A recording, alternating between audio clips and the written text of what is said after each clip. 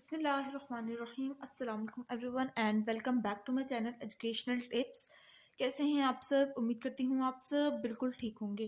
Students, آج ہی آپ کے ساتھ جو شیئر کرنے جا رہی ہوں وہ ہمارے پاس باب نمبر 2 کا ہمارے پاس آخری لیسن ہے. اور یہ ہے آخری لیسن جی ہمارے پاس نماز اہمیت و فرائض، یعنی کہ نماز کے بارے میں یہ ہے. نماز کے بارے میں لیسن ہے اور اس کے اندر نماز کی اہمیت کے بارے میں بتایا گیا ہے، نماز کے فرائض کے بارے میں بتایا گیا ہے کہ نماز ایک فرض عبادت ہے. ٹھیک ہے، اچھا چلیے اسٹارٹ کرتے ہیں. تو سب سے پہلے آ جاتے ہیں نماز کا مفہوم. عربی میں نماز کے لیے صلوات کا لفظ استعمال ہوتا ہے. صلوات کے لغوی معنی رحمت اور دعا کرنے کے ہیں. اسلامی اصطلاح میں اس سے مراد وہ مقررہ عبادات ہیں جو اللہ تعالیٰ کے سامنے بندگی کے اظہار کے لیے دن رات میں 5 مرتبہ ادا کرنا فرض ہے. نماز کی اہمیت و فضیلت. نماز دین اسلام کا دوسرا اہم رکن ہے. نماز ایک بدنی عبادت کی حیثیت سے تمام الہامی مذاہب کا حصہ رہی ہے. دین اسلام میں یہ ہر عاقل و بالغ، یعنی کہ جو عقل مند انسان ہے اور بالغ فرد پر دن رات میں 5 مرتبہ فرض ہے. اللہ تعالیٰ ارشاد فرماتا ہے ان الصلاۃ کانت علی المؤمنین کتابا موقوتا. ترجمہ: بے شک نماز مومنوں پر مقررہ وقت پر فرض ہے. حضور اکرم صلی اللہ علیہ وآلہ وسلم، اہل بیت اطہار اور صحابہ کرام رضی اللہ عنہ 5 نمازوں کو باقاعدگی سے ادا کرتے تھے. اس کی اہمیت کا اندازہ اس بات سے لگایا جا سکتا ہے کہ قرآن مجید میں سینکڑوں مقامات پر نماز کا بالواسطہ اور بلا واسطہ ذکر کیا گیا ہے، جس میں سے تقریباً 50 آیات ایسی ہیں جس میں صلوات کے ساتھ اس کے قیام کا حکم بھی آیا ہے. قرآن مجید میں متعدد مقامات پر ان الفاظ میں نماز قائم کرنے کا حکم دیا گیا ہے. وقیم الصلاۃ، ترجمہ: اور نماز قائم کرو. نماز دین کا ستون ہے اور اسلام کے نظام تربیت کا اہم ذریعہ ہے. مومنین اور متقی لوگوں کی صفت نماز قائم کرنا ہے. پیارے نبی کریم صلی اللہ علیہ وآلہ وسلم نے خود بھی ساری زندگی نماز کا اہتمام فرمایا اور امت کو بھی اس کی تلقین فرمائی. حضرت عبداللہ بن مسعود رضی اللہ عنہ فرماتے ہیں، میں نے رسول اللہ صلی اللہ علیہ وآلہ وسلم سے سوال کیا کہ اے اللہ کے رسول اللہ صلی اللہ علیہ وآلہ وسلم، کون سا عمل سب سے افضل ہے؟ آپ صلی اللہ علیہ وآلہ وسلم نے فرمایا، مقررہ وقت پر نماز ادا کرنا. ایک حدیث میں ہے، جو شخص نماز کی حفاظت کرے گا تو یہ نماز اس کے لیے نور، دلیل اور نجات کا ذریعہ ہوگی، اور جو شخص نماز کی حفاظت نہیں کرے گا اس کے لیے نہ کوئی نور ہوگا، نہ حجت، نہ نجات، نہ کوئی ذریعہ ہوگا. مردوں کو مسجد میں جا کر نماز کو جماعت کے ساتھ ادا کرنے کا حکم دیا گیا ہے. باجماعت نماز کی فضیلت کے بارے میں نبی کریم صلی اللہ علیہ وآلہ وسلم نے ارشاد فرمایا، باجماعت نماز ادا کرنے کا ثواب گھر میں ادا کی گئی نماز کی نسبت 27 گنا زیادہ ہے. دوسری حدیث میں ہے کہ ایمان اور کفر میں فرق کرنے والی چیز نماز ہے. دن میں 5 نمازیں فرض کرنے کی حکمت ہے کی حکمت یہ ہے کہ دن میں 5 مرتبہ انسان کو یاد دہانی کرائی جائے کہ وہ اللہ کا بندہ ہے اور وہ اپنے مالک کے سامنے جواب دہ ہے.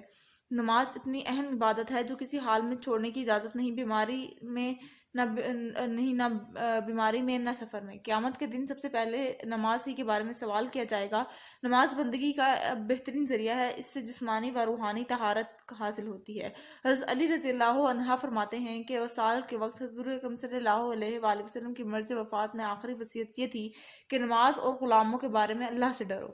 ایک بار نبی کریم صلی اللہ علیہ وآلہ وسلم نے صحابہ کرام رضی اللہ عنہ سے پوچھا، اگر تم میں سے کسی کے دروازے کے سامنے سے نہر بہہ رہی ہو جس میں وہ روزانہ 5 مرتبہ نہاتا ہو تو بتاؤ اس کے جسم پر میل کو چل رہ سکتا ہے؟ صحابہ کرام رضی اللہ عنہ نے عرض کیا، نہیں. آپ صلی اللہ علیہ وآلہ وسلم نے فرمایا، صحیح حال 5 وقت کی نماز کا ہے. اللہ تعالیٰ ان نمازوں کے ذریعے گناہوں کو مٹا دیتا ہے. ہمارے پیارے نبی کریم صلی اللہ علیہ وآلہ وسلم نماز سے راحت اور ٹھنڈک حاصل کرتے تھے. نبی کریم صلی اللہ علیہ وآلہ وسلم نے حضرت بلال رضی اللہ عنہ سے فرمایا، اے بلال، ہمیں نماز کے ذریعے آرام پہنچاؤ. دوسری حدیث میں ہے، میری آنکھ کی ٹھنڈک نماز ہے. نماز کی شرائط اور فرائض. نماز شروع کرنے سے پہلے نماز کی شرائط کا دھیان کرنا ضروری ہے۔ جگہ کا پاک ہونا، لباس کا پاک ہونا، جسم کا پاک ہونا یعنی باوضو ہونا، نماز کا وقت ہونا، سطر کا چھپا ہونا، قبلہ رخ ہونا اور نیت کرنا ضروری ہے۔ انہیں شرائط نماز کہتے ہیں۔ نماز کے دوران جن ارکان کی ادائیگی ضروری ہے ان کو فرائض نماز یا ارکان نماز کہتے ہیں۔ نماز کے فرائض کو ترتیب سے ادا کیے بغیر نماز مکمل نہیں ہوتی۔ نماز کے فرائض درجہ ذیل ہیں۔ تکبیر تحریمہ، نیت کے بعد تکبیر تحریمہ نماز کا پہلا رکن ہے۔ اس میں دونوں ہاتھ کانوں تک اٹھا کر اللہ اکبر کہتے ہیں اور اس کے ساتھ ہی بندہ نماز میں داخل ہو جاتا ہے اور اس کے لیے سارے دنیاوی کام حرام ہو جاتے ہیں، اس لیے اسے تکبیر تحریمہ کہتے ہیں۔ قیام، تکبیر تحریمہ کے بعد قرات کے لیے سیدھا کھڑا ہونے کو قیام کہتے ہیں۔ اگر کوئی بیمار یا معذور ہو تو وہ بیٹھ کر، لیٹ کر یا اشارے سے بھی اس رکن کو ادا کر سکتا ہے۔ قرات، قیام کی حالت میں سورہ فاتحہ اور قرآن مجید کا کچھ حصہ پڑھنا قرات کہلاتا ہے۔ رکوع، نمازی قرات کے بعد اللہ اکبر کہتا ہوا دونوں ہاتھ گھٹنوں پر رکھ کر سر، گردن اور کمر کے متوازن کرتے ہوئے جھکتا ہے، اسے رکوع کہتے ہیں اور تسبیح پڑھتا ہے۔ رکوع کے بعد سیدھا کھڑے ہونے کو قوما کہتے ہیں۔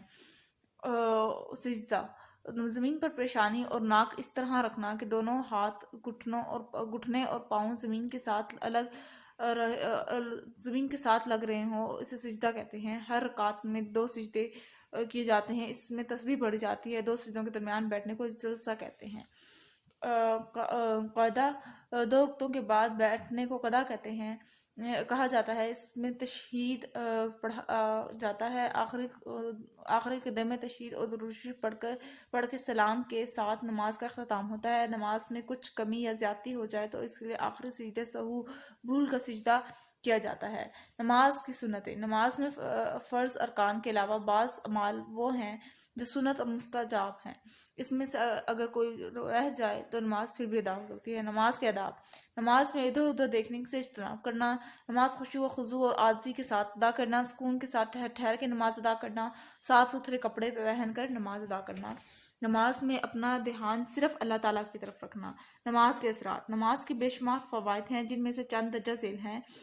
نماز سے اللہ تعالیٰ کا قرب حاصل ہوتا ہے، نماز بے حیائی اور برائیوں سے روکتی ہے، نماز نظم و ضبط اور وقت کی پابندی سکھاتی ہے، نماز دنیا اور آخرت کی کامیابی کا ذریعہ ہے، نماز ادا کرنے سے اخوت و مساوات کا جذبہ پیدا ہوتا ہے، نماز ادا کرنے سے قلبی سکون ملتا ہے، باجماعت نماز سے دوسروں سے میل جول اور تعلقات بڑھتے ہیں۔ اللہ تعالیٰ نے اپنے بندوں کو بے شمار انعام و اکرام سے نوازا ہے جس کے لیے اس کا شکر ادا کرنا چاہیے۔ نماز اپنے رب کا شکر بجا لانے اور اللہ تعالیٰ پر توکل کرنے کا براہ راست بہترین ذریعہ ہے، نیز اس سے جسمانی و روحانی طہارت حاصل ہوتی ہے۔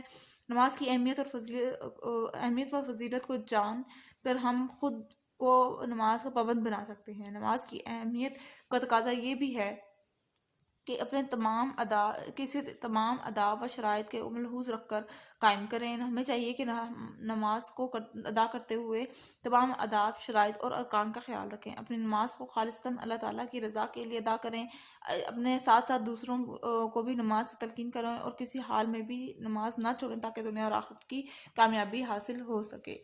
اس کے بعد پھر یہ تھی جی ریڈنگ۔ اب آ جاتے ہیں مشق کے اوپر۔ تو پہلا اس کے اندر سوال نمبر 1 ہے، مناسب ترین جوابات پر درست کا نشان لگائے۔ نماز دین اسلام کا رکن ہے۔ دوسرا، نماز فرض ہے۔ نماز فرض ہوئی معراج کے موقع پر۔ قرآن مجید میں نماز کا ذکر قریباً آیا ہے سینکڑوں بار۔ قرات کے لیے سیدھا کھڑے ہونے کو کہتے ہیں قیام۔ نماز میں گھٹنوں پر ہاتھ رکھ کر جھکنے کو کہتے ہیں رکوع۔ اس کے بعد پھر آ جاتے ہیں سوال نمبر 2 پر۔ اس میں دیکھ لیتے ہیں کون کون سے، اگر کوئی ایسا ہوا تو میں آپ لوگوں کے ساتھ شیئر بھی کر دوں گی جو ہم لوگوں نے نہیں کیا ہوا۔ سب سے پہلے نماز کے لفظی و اصطلاحی معنی لکھیں۔ یہ میں آپ لوگوں کے ساتھ سٹارٹ میں جو ہیڈنگ ہے نماز کے لفظی و اصطلاحی معنی، وہ والا آپ اس کے دوران سے پٹ کریں گے۔ نماز کی فرضیت کے بارے میں کسی ایک آیت کا ترجمہ، کسی بھی ایک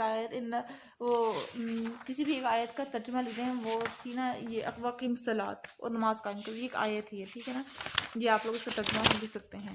اس کے بعد پھر آ جاتے ہیں سوال نمبر 3 پر۔ نماز کی فضیلت پر ایک حدیث لکھیں۔ حدیث میں آپ لوگ کوئی سی بھی، میں نے آپ کے ساتھ اتنی حدیثیں شیئر کی تو آپ ان میں سے کوئی سی بھی ایک حدیث شیئر کر سکتے ہیں۔ یہ والی حدیث شیئر کر دیں۔ بے شک باجماعت نماز ادا کرنے کا ثواب گھر میں ادا کی گئی نماز کا نسبت 27 گنا زیادہ ہے، ٹھیک ہے۔ یہ نماز کے بارے میں ہی ٹھیک ہے۔ صبح فراز نبی کریم صلی اللہ علیہ وسلم کی آخری وصیت کیا تھی؟ آخری وصیت بھی میں آپ کے ساتھ شیئر کی تھی۔ یہ ہے یہاں پر حضور اکرم صلی اللہ علیہ وآلہ وسلم کی مرض وفات میں آخری وصیت یہ تھی کہ نماز اور غلاموں کے بارے میں اللہ سے ڈرو، ٹھیک ہے جی۔ جتنی بھی حدیث ہوتی ہیں جو آیات ہوتی ہیں یہ آپ نے ورڈ ٹو ورڈ لکھنی ہوتی ہیں، ٹھیک ہے، تو اس بات کا خیال رکھیے گا کہ آپ لوگوں نے یہ بالکل ورڈ ٹو ورڈ یاد کرنی ہے۔ ایمان و کفر کے درمیان فرق کرنے والی چیز کیا ہے؟ ایمان و کفر کے درمیان فرق کرنے والی چیز نماز ہے، ٹھیک ہے۔ سوال نمبر 3 پہ آ جاتے ہیں۔ درج ذیل سوالات کے تفصیلی جوابات تحریر کریں۔ نماز کی اہمیت قرآن و حدیث کی روشنی میں شیئر کر دیا تھا میں نے آپ کے ساتھ، مطلب ریڈنگ میں ہم لوگوں نے پڑھ لیا تھا۔ نماز سے فرائض ترتیب کے ساتھ فرائض بھی میں نے آپ کو لوگوں کے ساتھ بتا دیے تھے۔ نماز سے فوائد تحریر کریں، یہ بھی میں نے آپ لوگوں کے ساتھ بتا دیے تھے۔ نماز کی پابندی کے انسانی زندگی پر کیا اثرات ہوتے ہیں یہ بھی میں نے آپ لوگوں کے ساتھ شیئر کر دیا تھا۔